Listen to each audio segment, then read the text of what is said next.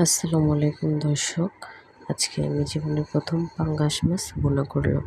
তো প্রথমে আমি একটি কড়াইতে পেঁয়াজ কুচি এবং কাঁচামরিচ কুচি দিয়ে দিয়েছি। তারপর একটু ভালোভাবে নাড়াচাড়া করে একেবারে ভাজা ভাজা করেছি। তারপর আমি এটাতে হালকা একটু পানি দিয়ে পরিমাণ মতো লবণ, হলুদ এবং একটু মরিচের গুঁড়া দিয়ে দিয়েছি।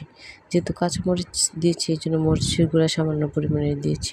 তারপর ওটা ভালোভাবে নাড়াচাড়া করে একসাথে মিক্সড করে নিয়েছি। এরকমভাবে নাড়াচাড়া করতে করতে এক পর্যায়ে পানিটা শুকিয়ে আসছে, তেল তেল হয়ে আসছে। তারপর আমি আগে থেকে ভেজে রাখা পাঙ্গাস মাছগুলো ওটাতে মিক্সড করে নিলাম।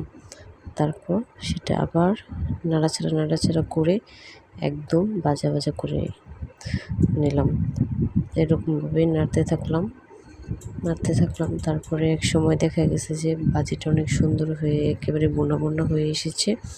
তারপর আমি একটু চুলার ভলিউমটা কমিয়ে দিয়েছি, একটু হালকা নাড়াচাড়া করেছি। একটু লেগে যাচ্ছিলো, কারণ প্রায় হয়ে গেছে। তারপর আমি চুলাটা নামিয়ে দিয়েছি। তাহলে একটু জানাবেন কেমন হয়েছে আমার পাঙ্গাস মাছ ভুনা।